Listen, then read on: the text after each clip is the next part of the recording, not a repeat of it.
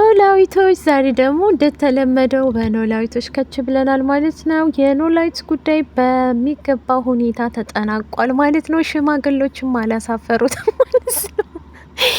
እንደ ዛሬ ያሳቂ ቪዲዮ ማለት ነው። ኖላዊት ላይ በጣም አሴርና ተምቹ አስቀውኛል ማለት ነው።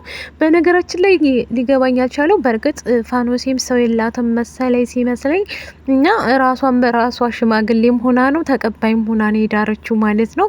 ቀጣይ ደግሞ ሰርጉን እንጠብቃለን ማለት ነው። አሴርና ተምቹ እንግዲህ ምን እንበል ምንድነው የተላክ ነው እያሉ እያጉመተመቱም እየተደነባበሩም ብቻ አመስግነዋት እጅሽ ይባረክ ቁርጥ ማናይንካው ተብላ ነው ተመርቃ የኖላዊት ሚስት ባለሙያ ተብላ እንግዲህ ራሷን ማስተናግዳ በደንብ አድርጋ ልካቸዋለች ማለት ነው። ቤትም ከመጡ በኋላ ደግሞ ኖላዊትን ልጃቸውን ለልጃችን ስጡን ብለው እየቀለዱበት ነበር ማለት ነው። እነሱ ማንን ሀናን ሲሉት በጣም ደንግጦ እየተናደደ ነበር። ሰላም ጤና ይስጥልኝ ውድ ቤተሰቦች፣ ለቻናል አዲስ ከሆናችሁ ላይክ፣ ሼር፣ ሰብስክራይብ ማድረግን አትርሱ ማለት ነው። እነሆ ዛሬ ይዤላችሁ የመጣሁት ኖላዊቶችን ነው እንደተለመደው ማለት ነው። የኖላዊቶች ጉዳይ እንደቀጠለ ነው ማለት ነው። እርግብም ፋኖሴ ያው ልጠይቃት ሄዳ ነበር። የምጠይቃት እሷ ብቻ ስለሆነች እሷም ስጠይቃት ዘርዬን አላገኘሽውም ወይ የላኮሽንስ ምን አደረሽው እያለቻት ነበር። እሷም ደግሞ ወይኔ ረሳሁት ትላታለች ማለት ነው። እሺ በቃ ከረሳሽው ያው ደስታ ላይ ስለሆንሽ ምንም ላደርግ አልችልም እያለኝ ትነግራታለች ማለት ነው። ያመጣችላትን ሰታት ትመለሳለች። አሁን ላይ ፋኖሴ በደስታ በቃ ፍንጭቅጭቅ ብላለች። ሀናም ዛሬ ነው የሰማችው። እንግዲህ ሀናን እንኳ አላማከርም ኖላዊት ማለት ነው እንደሚያገባ ዛሬውኑ እንደነገራት እንግዲህ ስታቅ እንዴ አባዬ የምርህን ነው እንዴ ላገባ ነው ሚስት ላገባ ነው ሲላት ራሱ እሷ ድንግጥ ብላ እንዴ አባዬ የምርህን ነው ወይስ ደግሞ እያቾፍክብኝ ነው ወይ እንዴ የምትለኝ ብላ ጠይቀው ነበር ማለት ነው። እሱም ደግሞ በፍጹም እያቾፍኩ አይደለም ለማወቅ ከፈለግሽ ብዬ ነው ይሄን ምነግርሽና ምን ትያለሽ ይላታል ማለት ነው። እኔ ደስ ይለኛል እያለሽ ትነግረዋለች ማለት ነው። ኖላዊቶች ይህን ይመስላል ማለት ነው። ይቅርታ ማለት ነው በመሀል አቋረጠ ስልክ እና ዛሬ ላይ ይዘንላቸው የመጣ ነው ኖላዊቶችን ሲሆን የኖላዊት እንግዲህ ይህን ይመስላል ማለት ነው። ደስታችን ነው። በጣም ደስ የሚልና ፍቅር የሆነ ነገር ነው ያየንበት ማለት ነው። በጣም ደስ ይላል የኖላዊት ጉዳይ ማለት ነው።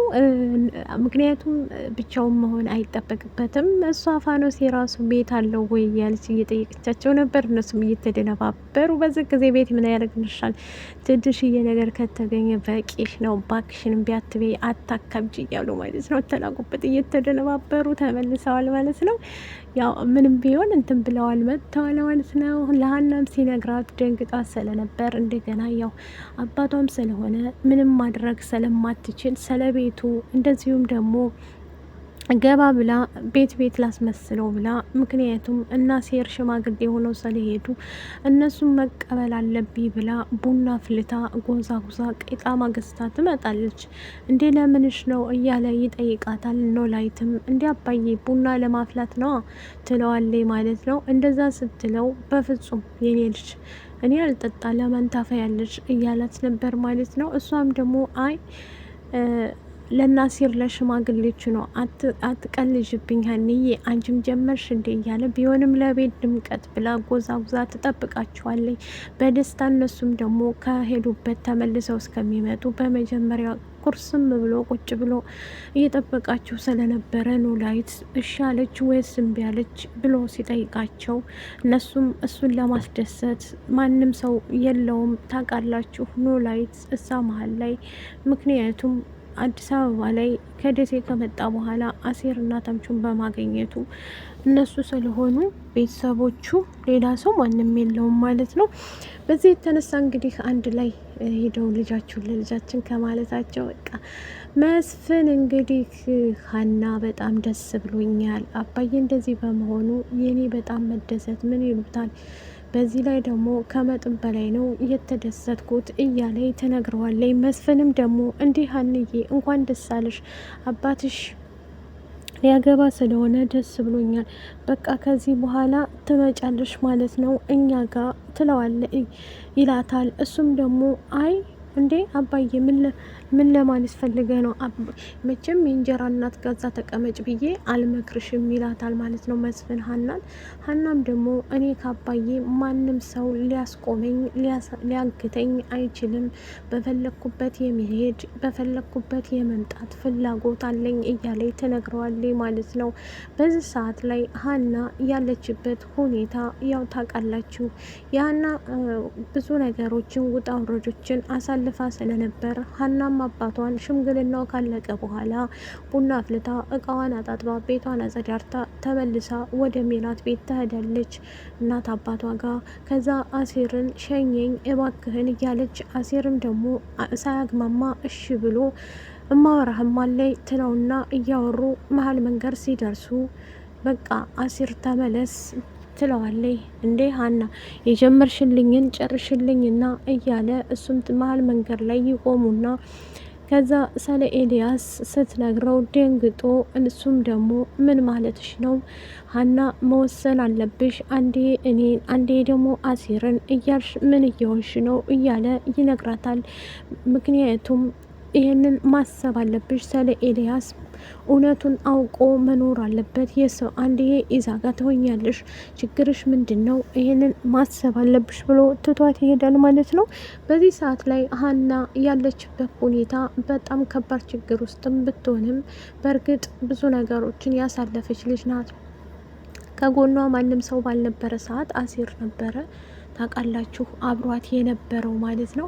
ያ ነገር እንግዲህ አሁን ላይ አልፎ ከብዙ ነገር ሁሉ ደስታ ላይ ትገኛለች። ያው በእርግጥ እሷም ቁጭ ብላ እያሰበች አሴርም ትቷት ይሄዳል ስለ ኤልያስ ስታወራው። ከዛ እንደ አሴር ምን ሆነሃል? ቆም ብለህ አታወራኝም እንዴ ትለዋለች። በፍጹም ብሎ ትቷት ከሄደ በኋላ እሷም ደግሞ ግራ ገብቷት ስለነበረ አሲር ግን ምን ሆኗል?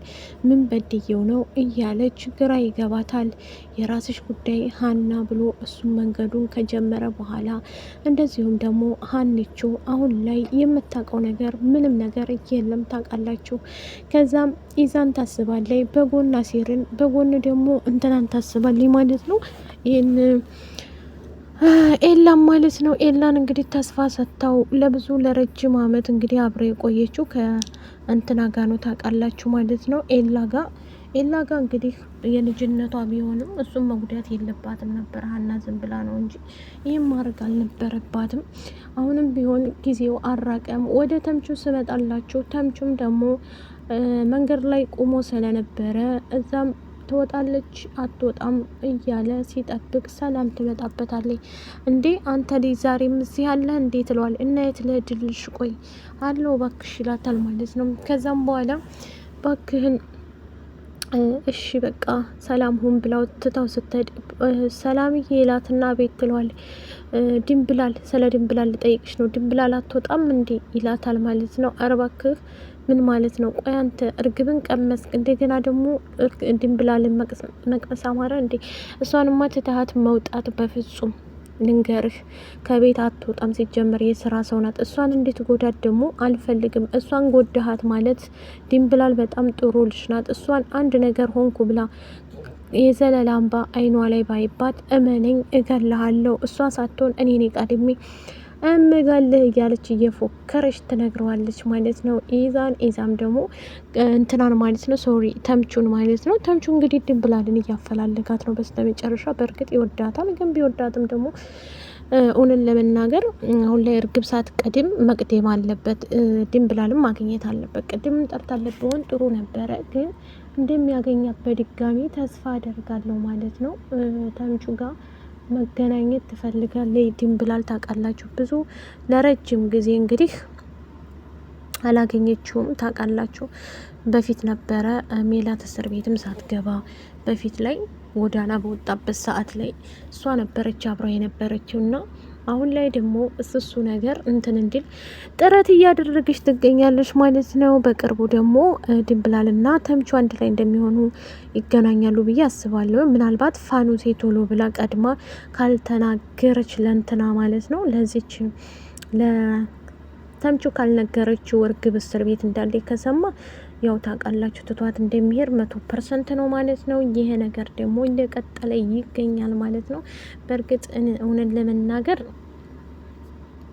ተምቹ ከሁላቸውም ጥሩ ልጅ ነው ብዬ ነው ማስበው ማለት ነው። አያችኋ ምን ያህል ድንብላልን ወዷት እንኳን እያፈላለጋን ነው። ገና ለትንሽ ጊዜ የቀረባትን አሴርስ የሚወዳትን ላይ አሳልፎ ለመስጠት ተፍ ተፍ እያለ እንደዚሁም ደግሞ ለዛ ለእንትና ሊሰጠው ዝግጁ ነበር ማለት ነው። እሱም መፍትሄ ማድረግ ይችል ነበር ማለት ነው። ግን እሷ እንደዛ ማድረግ አልቻልም ማለት ነው። በቅርቡ ብቻ እስቲ የሚስተካከል ነገር ካለ ሀና እንግዲህ ፈጣሪዋን ምን በድዬህ ነው ፈጣሪ ሆይ ይሄ ሁሉ ጭንቀትና ሀሳብ መከራ የምታመጣብኝ እያለች እያለቀሰች ትገኛለች ማለት ነው። በዚህ ሰዓት ላይ እንግዲህ ግራ ገብቷት ብቻዋን እንትን እያለኝ ነው ማለት ነው። ሁሉም ነገር እንግዲህ ልልቅ ያለ ነገር ነው ማለት ነው። ቀጥታ አንቺ እንቅልፋም እንዳትሉኝ ማለት ነው።